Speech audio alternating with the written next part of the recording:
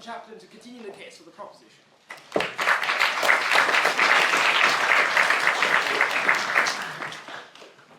I'm just trying to move this gavel a little bit in the direction so you can... Okay, thank you very much. Bit of a dangerous implement if I get too excited, so it's on the right side.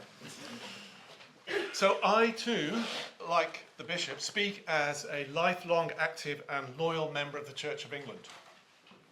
Now, true loyalty to any institution involves a readiness to critique how well it is currently fulfilling its vocation.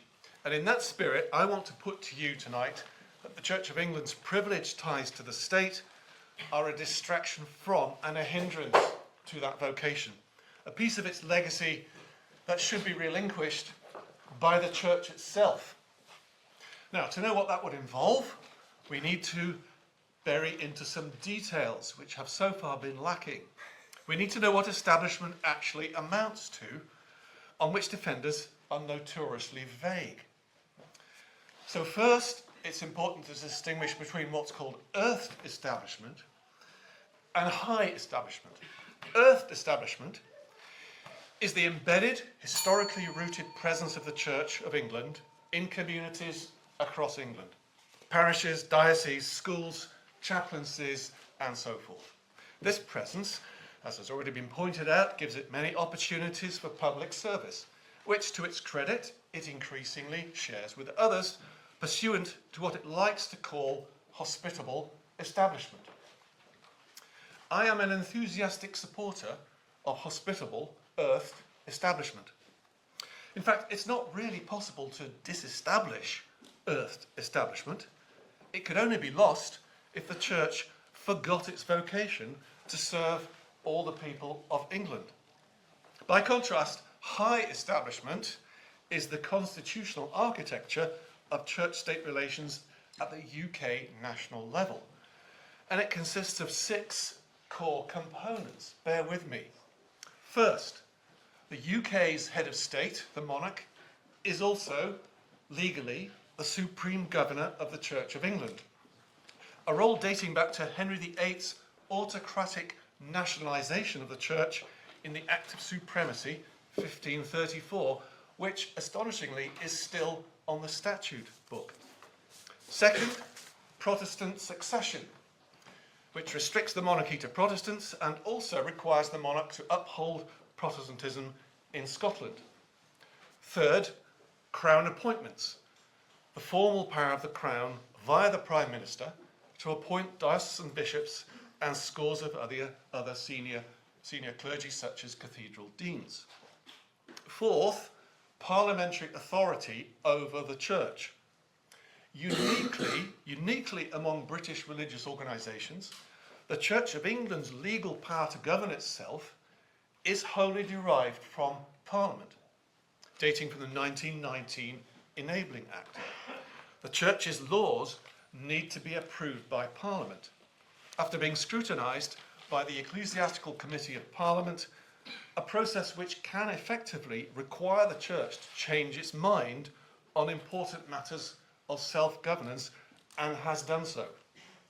Fifth, the Church of England's automatic precedence at major UK national or state occasions like royal weddings, funerals, and of course most dramatically the coronation.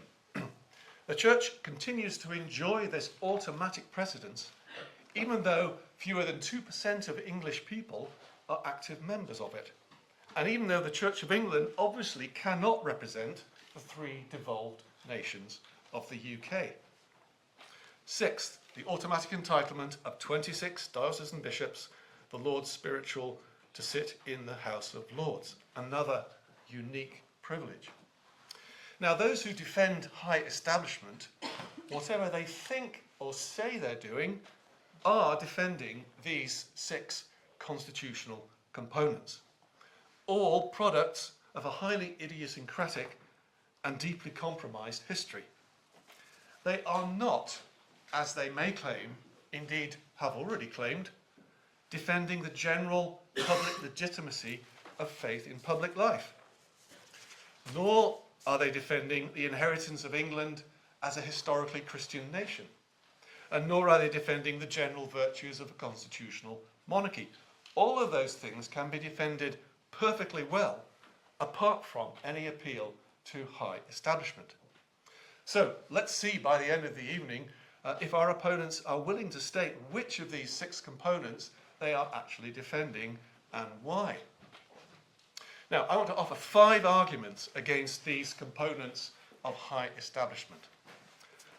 First, and you'd think this would matter to Church of England leaders, all of them lack any theological legitimacy.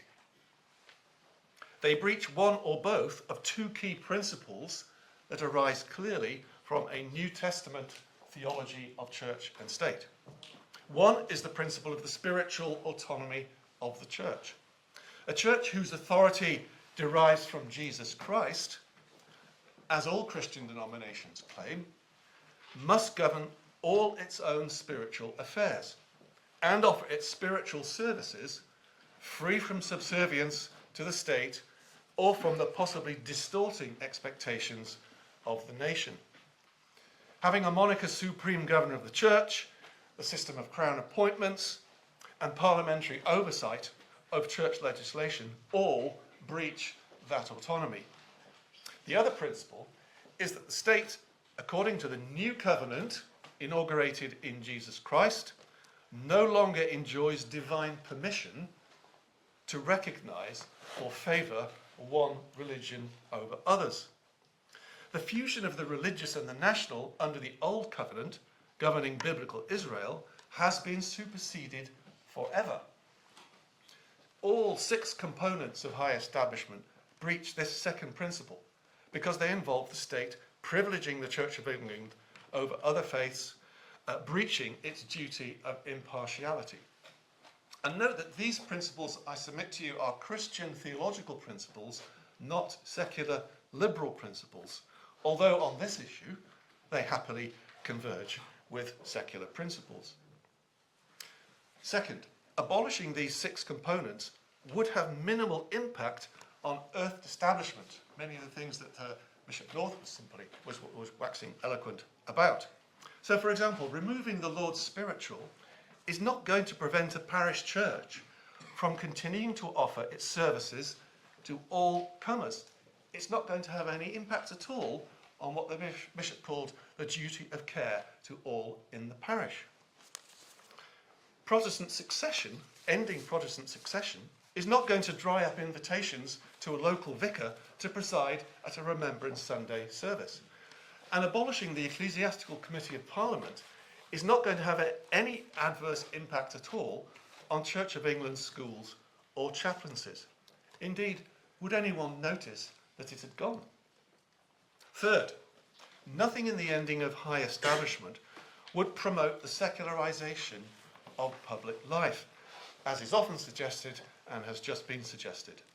Ending the supreme governorship, or replacing a sacred coronation of a monarch with a civic investiture, like all other European monarchies, would do nothing to make British society more secularized. Secularization is determined by much deeper cultural factors having nothing to do with the apparatus of high establishment.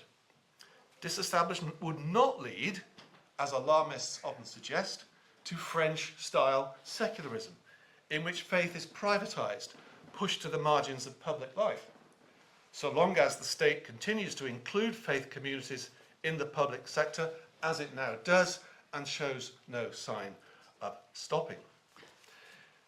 I'm all in favour of resisting the process of marketization that the Bishop just warned against, but that does not remotely in any way depend on the establishment of the Church of England.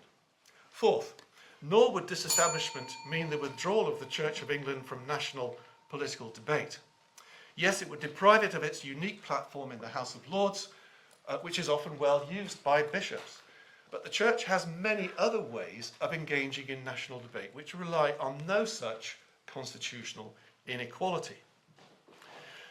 Indeed, the best resources on the issues in the last general election came not from the established Church of England, which this time produced precisely 0, but from, in my view, the very non-established black church leaders who produced a powerful document black church political mobilization, a manifesto for action. For the future of faith in public life, watch that space, not the bench of bishops. Finally, the church's established status puts constant and unwelcome pressure on it to defer to state policies. An example, in 2019, very briefly, at the request of the Royal Navy, Westminster Abbey held a service to give thanks for the 50th anniversary of Britain's nuclear deterrent, evoking loud protests from within and beyond the church. But under establishment, it's simply inconceivable that the church could have turned the Navy down. Whatever your views of deterrence, that is the captivity in which establishment can entrap the church and from which it needs to liberate itself. So I commend this motion to the House.